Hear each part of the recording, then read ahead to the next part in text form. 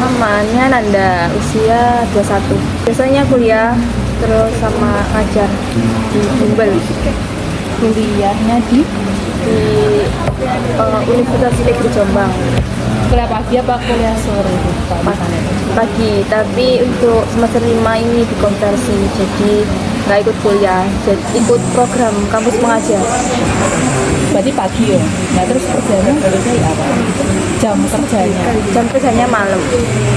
Jadi kuliah pagi malam kerja gitu ya. Iya, Di mana kerjanya? di Bimbel Workshop. Maksudnya kerjanya itu setiap hari apa? Iya, setiap hari, setiap Senin sampai Kamis. Itu kan mixto. Berarti Jumat Sabtu Minggunya libur. Nah, itu kejadiannya itu waktu barengan sama keluarga juga, kondisinya nggak baik gitu. Kayak nenek sakit, bapak sakit gitu. Terus masalahnya kalau gejala awalnya itu susah tidur, terus cemas. Iya,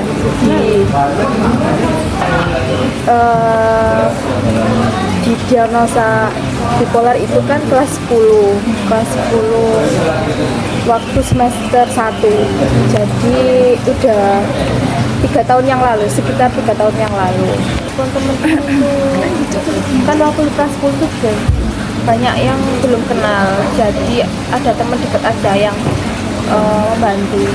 Membantu kalau di kelas itu dia pendiam.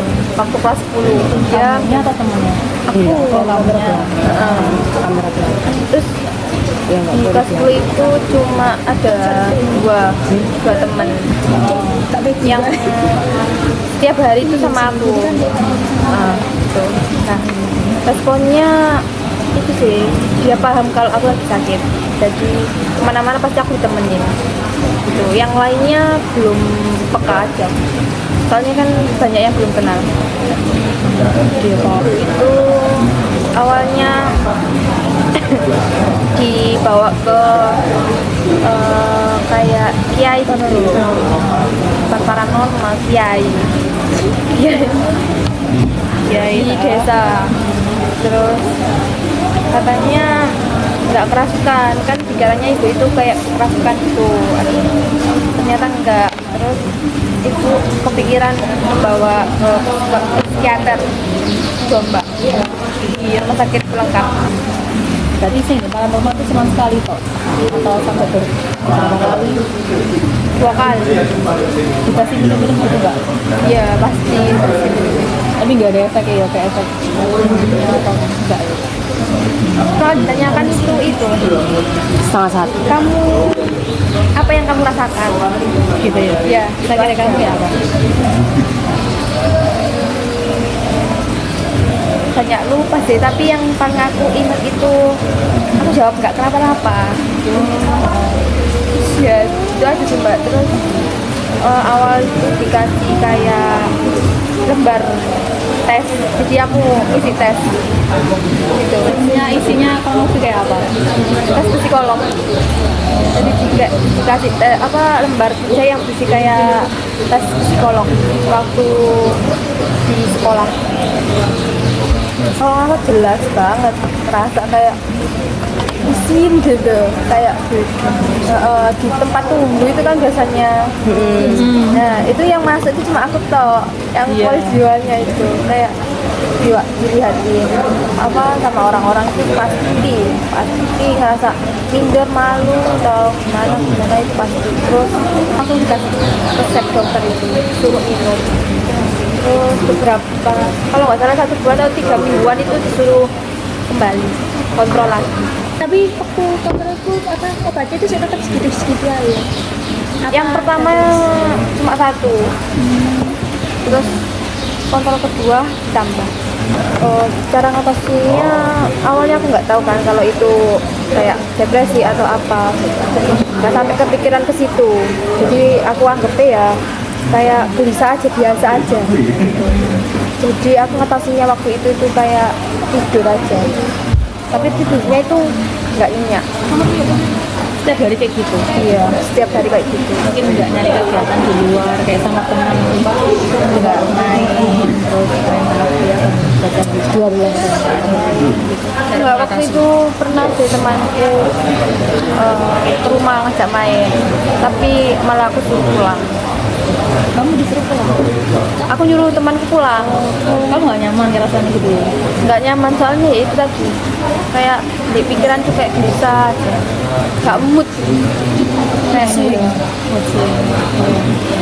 jadi kayak gini, nggak, bukan waktunya untuk bermain. Jadi aku di rumah toh. Soalnya ya itu tadi suasananya gelisah. Waktu bipolar itu aku nggak pernah bermain Sama sekali. Sama sekali. waktu bipolar. Jadi ya itu tadi, mengasingkan diri, nggak mau kayak komunitas sama orang lain. Kalau menyakiti diri enggak, tapi pengen menghilang. Sadar aja sih, kayak ternyata yang kemarin itu aku sakit gitu. Sakit yang nggak bisa disembuhkan. Nah, kalau nggak bisa disembuhkan berarti aku sebisa mungkin buat berusaha untuk ini biar nggak kambuh lagi gitu, kayak lebih dewasa aja. Ngerti kalau ini penyakitnya nggak bisa disembuhkan, berarti aku harus menjaga diriku lebih baik lagi. Dan ini lebih ke kesadaran diri. Iya benar, sadar diri aja.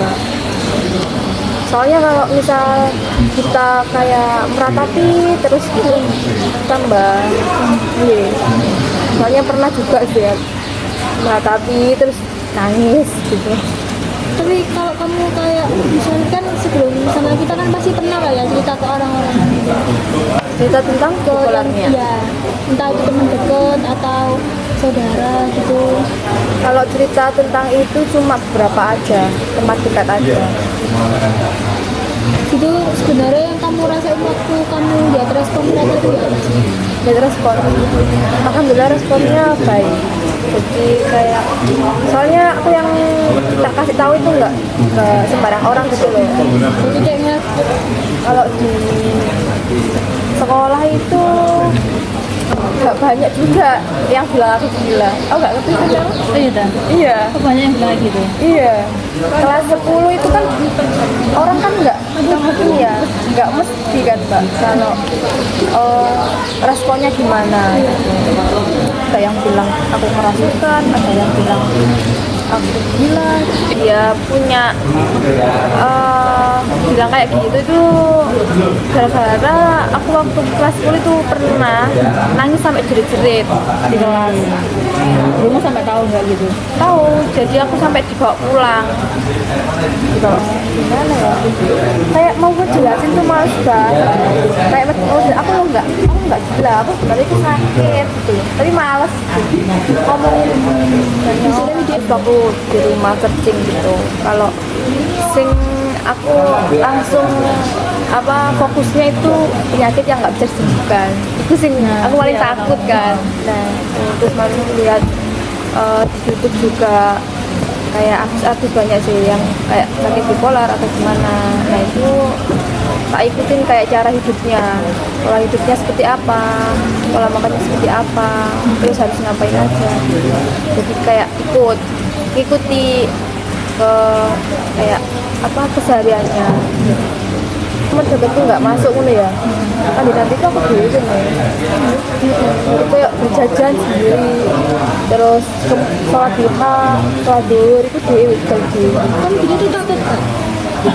Sebenarnya nggak takut sih Mbak, cuma teman-teman yang nggak berani deketin aku.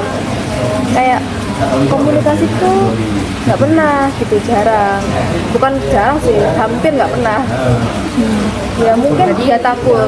Kalau pesannya itu kan kita nggak tahu ya masalahnya itu seberat apa. Jadi lebih baik langsung ke ahlinya aja, maksudnya langsung ke psikiaternya aja, nggak perlu banyak-banyak curhat ke teman, walaupun teman dekat. Soalnya itu nggak membantu banget gitu. Temanmu juga nggak bakalan tahu solusinya apa. Iya benar.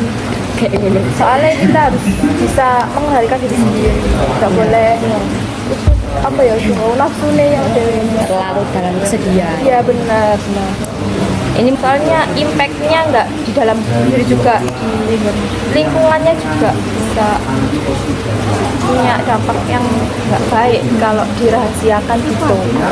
Soalnya kalau punya penyakit ya harus disembuhkan atau cari solusi, ya dikonsultasikan gitu. Itu aja sih Mbak.